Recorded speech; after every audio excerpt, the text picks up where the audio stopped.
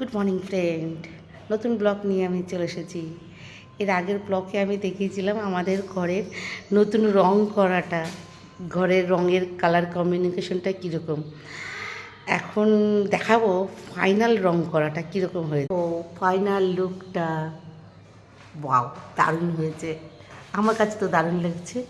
এই যে ইয়েলো কালারের সাথে ক্রিম কালার আর অপোজিটও ইয়েলো কালার, তার মধ্যে আমরা যে উপরের সিলিংটা করিয়েছিলাম এটা আমি চুজ করে দিয়েছিলাম। এই হচ্ছে ফাইনাল লুক। কালার এখনও কাজ শেষ হয়নি, এখন অনেক কাজ বাকি আছে, বাট এইটার ফাইনাল লুকটা এখন মোটামুটি রেডি।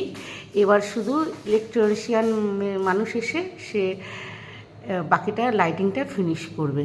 এই হচ্ছে আমাদের এই ঘরের এই লুকটা। এখনও কাজ বাকি রয়েছে, পরে আবার দেখাবো অন্য লুক।